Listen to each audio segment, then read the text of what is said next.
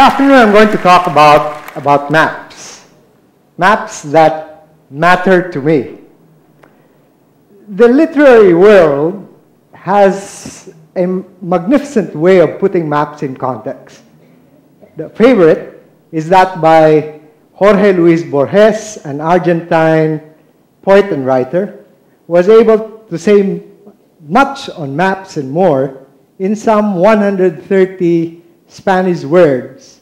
His short story in Spanish, we will not go through that, but a loose English translation on exactitude in science. It says, in that empire, the art of cartography attained such perfection that the map of a single province occupied an entire city, and the map of an empire, an entire province.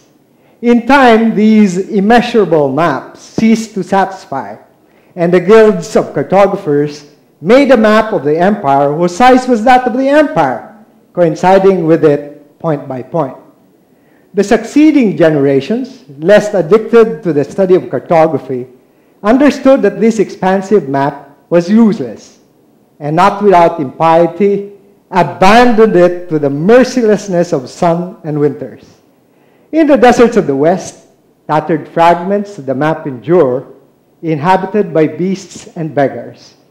In all the land, there is no other relic of the geographic disciplines. In this Suárez Miranda, Viajes de Varones Prudentes, Libro Cuarto, Capítulo 45, Lérida, 1658. But Borges was not alone in these musings on maps. Prior to him, there was Lewis Carroll, and after them, Umberto Eco embellished on these tall tales. Beyond these musings, however, or beyond tales of obsessions, one can see one simple message. The best map of the world is the world itself. And therefore, the perfectly accurate map is perfectly useless. What we see here is a map of 1852 by Francisco Coelho. I'd like to begin with this map to tell you why or how I started my inquiry into maps. It grew from an initial fascination with the concept of the Philippine national territory. And in this particular map, you can see that it is color-coded. And it indicates in green the territories owned by the sultans of Sulu and Mindanao. As you can see, North Borneo there in that map is colored green. Coelho, therefore, was subtly suggesting that since the sultans of Sulu and Mindanao and Maguindanao had recognized the sovereignty of Spain, that these were also subject to Spanish sovereignty. Now, these raises questions that any research hound would like to go after. But then, going after maps of political subdivisions was something that was beyond my budget as a public school teacher teaching law across the street from this building. Instead, I decided to bridge the chasm, not by fleeing from my bondage in the University of the Philippines, by setting my sights on sea charts of the South China Sea. My logic was, this was more obscure, therefore more affordable, and still with the right relevance. If you take a look at this map, this is a map by William Herbert, an English chart maker, and it is entitled A Correct Chart of the China Seas. Now, this map contains a particular detail. If you can see, I hope you can, this part, this is the parasols. But as you can see, it is too extended and not accurately drawn. On the other hand, we have a detail which shows this, 3 shoals near the coast of Luzon, Zambales, Bolinao, and Bataan. And this shoal is labeled as Scarborough Shoal, where in September 1748, the vessel Scarborough was grounded.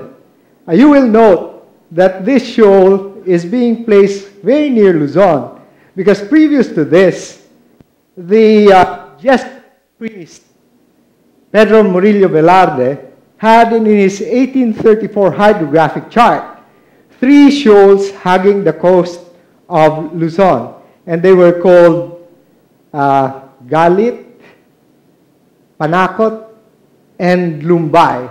And so Herbert tried to locate Scarborough with Panakot.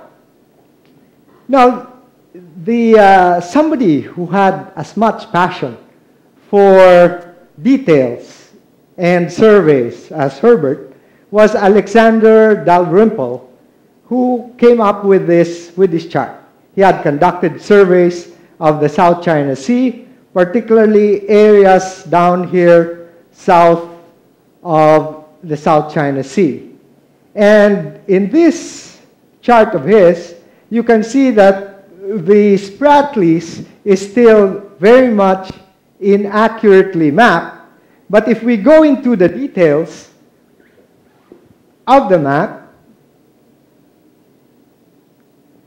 you can see that now Scarborough Shoal is located some distance, while the other 3 shoals that were found in the previous map are still there. So there's some progress made in locating the exact latitude and longitude of Scarborough Shoal. Now here is a general chart of the China Sea by Robert Sayer and Bennett.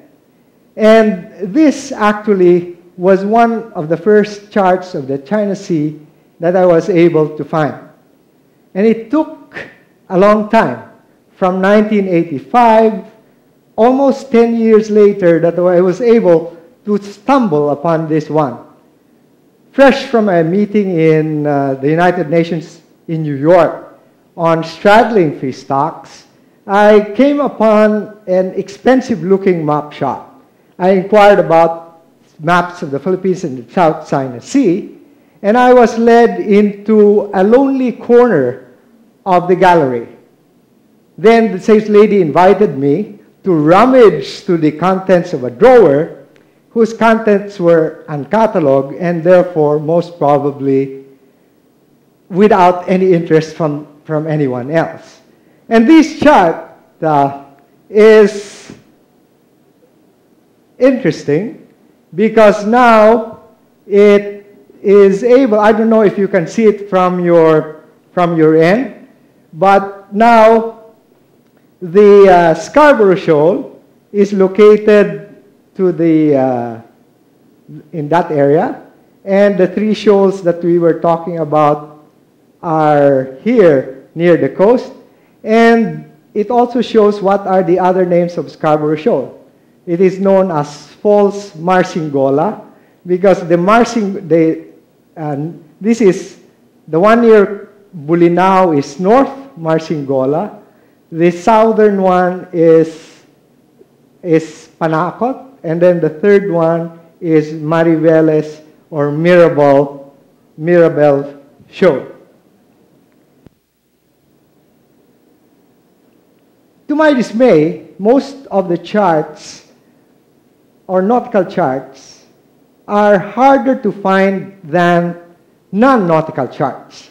By the 1800s, when this was drawn, there was now a clearer division between nautical charts or hydrographic charts or sea charts and the topographical maps. In this chart, which I consider is one of the most beautiful charts ever made. Laurie and James Whittle have this intricate chart of the south of the China Sea and its several entrances. The detail, as we can, I hope that you can see the detail. Again, here, the Scarborough Shoal is now shown here, and then the three shoals near the Philippines are still there. Now, going back to the chart, as you can see, the South China Sea is a very large area. There are different definitions of the South China Sea, but those that are agreed upon would trace its boundary from here south, from the strait, the mouth of the Strait of Singapore and Malacca, down to Sumatra, towards Borneo, going up to Palawan, Luzon, up to a point in Formosa or Taiwan, then goes back to the Fukien province, and then goes down all the way back to the coast of Vietnam. It is something like 3.2 square kilometers, or 3.5 by some accounts, and is fed by 125 rivers, draining an area of around 2.3 square kilometers. It is such a huge area that the next attempt to chart this by horseboard was divided into sheet 1, which is the upper one, and sheet 2, which is the lower one. Now, there are a number of things that we need to take into account here. First, there is an improvement from the parasols that used to be elongated on this part, and it is now shown more accurately here. And then on the other part, on Scarborough now is clearly delimited, and there is now a note where the three shoals used to be. And in this note, it says that the three shoals are now presumed not to exist. You see, in the meantime, in 1793, the Malaspina expedition was sent out by Spain, and they verified that the three shoals did not exist, but they were able to verify that this Scarborough Shoal was indeed in existence. Now, in 1821, by 1821, Horseboard was able to come up with also an updated sheet 1 and sheet 2 of these maps, this time now showing the best routes from the Strait of Malacca all the way up to Palawan, and then goes into sheet 2 to go up all the way to the Canton or Guangzhou, and then the routes that are used when the winds are not favorable on this side, then they will use the routes on that other side. Now, the Horsburgh maps is said to be the most detailed of its kind in mapping the so-called dangerous ground, which is now referred to commonly as the Spratlys, and part of which is the Philippine Kalayaan Island group. The British, however, were not alone in exploring. Here is a French chart of 1838 from the Dépôt de la Marine, but if you will note, it has similarities with some of the previous charts that we have seen.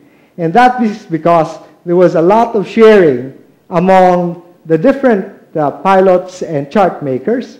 And this, in a note that is contained in the map, in the chart, it says that it was mostly based from the work of Horsburgh, the British map maker. This one is a map of the Spaniards. Again, they did not go into the deeply into the South China Sea. But here we now see a detail which actually represents the Scarborough Shoal. And it first appeared in a Spanish chart way back in 1808.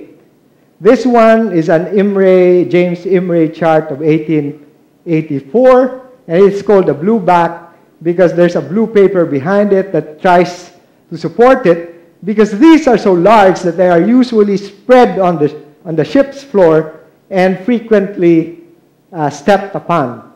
By 1950, the US already came up with its own map, and there is now a distinction between the South China Sea and the East China Sea, which is on the east coast of China. I know we won't have time to go all over this, but McCleskey's Bank is there, which is in the middle, and the reefs in the South China Sea, including the dangerous ground, are clearly labeled. Now, I'd like to return back close to home with a map of a city of Manila, but it's not really a map. It is an oil painting on the inside cover of a huge baul now found in Puebla, Mexico. It was given as a gift to a Puebla bishop from Manila, and shows Intramuros as well as the Parian, which is within cannon shot distance from the walls of Intramuros. But my favorite map, which is not at all antique, is a croquis of my hometown in 1850. This is merely a copy now of an older one, but it shows you that there is, you may not be able to see it, but here, the line over here indicates a cerco del pueblo. The cerco means an enclosure or a palisade around the town. And you can imagine that before 1850, security conditions must have required that they should maintain this enclosure. And there are puertas mayores and cabos indicated, or openings indicated in the different outlets. Now, I'd like to go back to this because I think at the end of the day, it shows that what we need is a concept of a common security for ourselves, so that in the future there is no need for walls or palisades around us. In the wider world out there, beyond the South China Sea, greater integration among us is perhaps the way to go. Thank you very much.